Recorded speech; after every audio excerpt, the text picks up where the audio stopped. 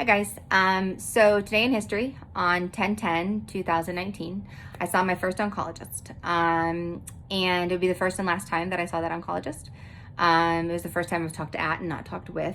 I would learn that I liked having a dialogue with my oncologist, and my second oncologist, even though I would leave him, he and I had a dialogue. I would learn at that meeting with my very organized, handy-dandy notebook. I decided I needed a beautiful notebook, which I still use to this day, and this is the first page of my notes. That I was stage 4 de novo, which means that I was newly diagnosed with stage 4, and there was a 6% chance of that. And we get a lot of statistics at that particular meeting. I would learn that I had a 4.9 by 3.2 centimeter tumor in my breast, which is this big. What I didn't learn at that meeting, I'll tell you in a second, but what I did learn was that I was oligometistatic, which means that I had, well, it's a gray area, but generally oligometistatic means that you have 5 or less tumors in 1 to 2 organs. So they treat you as if you are locally, as if you have like a local treatment. So you're like stage 3 basically. So you can get radiation, you can get a mastectomy, you can do basically the things that you wouldn't do if you were stage 4, which would just be systematic treatment like chemo, and controlling it. So because I only had 1 tumor in my liver, they were going to treat me as if I was just a local, almost stage 3 basically. That being said, there was, being stage 4 de novo, there's about a 2% chance of being cured. They of ever being cured. So the plan was to do chemotherapy, TCHP, which is taxotere, carboplatin, Herceptin, and Perjeta, and then continue on Herceptin and Perjeta for the rest of my life every 3 weeks. The TCHP would be 6 times for 21 days, every 21 days for 18 weeks. And then I would do, like I said, the Herceptin and Perjeta from then on, and then I would do the mastectomy. And then I would do the radiation for 4 to 5 weeks. And then there were a lot of statistics, like I said, thrown at me. I didn't get much chance to talk, much chance to ask questions. There was just a lot of information thrown at me. What I didn't hear at that meeting was that I was less of a rarity and more of a very common statistic. So here's the thing. Breast cancer is the most common cancer among women ages 15 to 39 right now.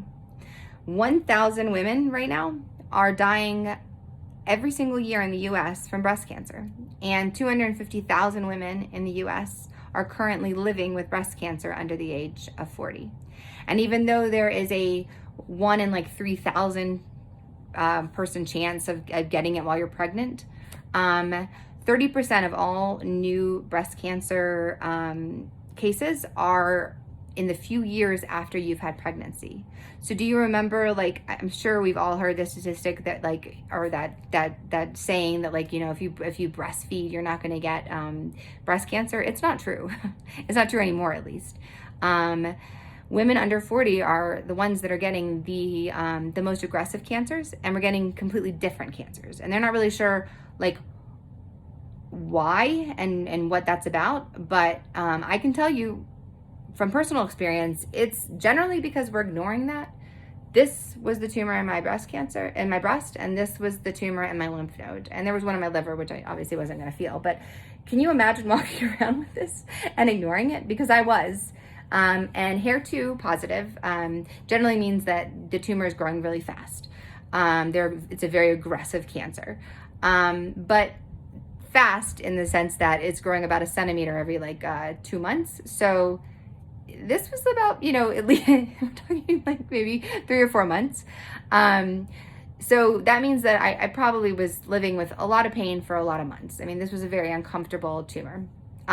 So that being said, we are ignoring the fact that things are happening to our body, and we are ignoring the fact, and doctors are ignoring the fact that we are getting more aggressive cancers, and that we are getting these breast cancers at all.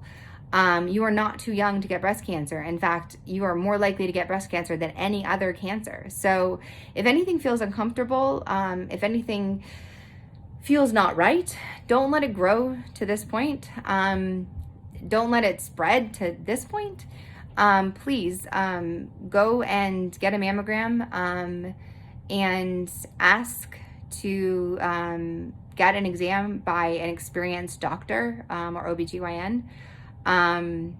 Vision changes can be a side effect, can be a sign of breast cancer. Put it on that long list of reasons why you could be having any type of ill effect. And don't think that you're protected for the reasons that we always thought we were protected, because you breastfed, because you were just pregnant, because you don't have a family. I mean, like I said, I don't have any family. One of the reasons that I thought that I wouldn't get breast cancer, or I thought there was a 3% chance, is because I have nobody in my entire family that has ever had any type of cancer. I thought I was going to die of a heart attack. I mean, I have more anxiety than humanly possible, and everybody in my family has died of heart attacks. So I was in line for an early heart attack, but no family and no genetic risk. So those are not reasons why anymore. So put on that long list of reasons why you might be feeling sick, or you might be feeling uncomfortable, or you might have a weird rash that isn't going away. Put it on that long list, or you keep getting infections that like sinus infections, or you keep getting your kids sicknesses and you can't figure out why. That was something for me, by the way, that should have been a sign. And you're not too young at 15, you're not too young at 20, you're not too young at 30, you're not too young at 35. You should not be allowing this to happen to you. So yeah, that was what happened on 10/10 for me. It was the first page in my notebook, and I don't want you to ever have to have a notebook. So yeah, thanks for listening and continuing to listen. I hope these help you, and I hope that that you don't ever end up hearing the word de novo or oligometistatic, any of those words. And that's it. Thanks. Bye.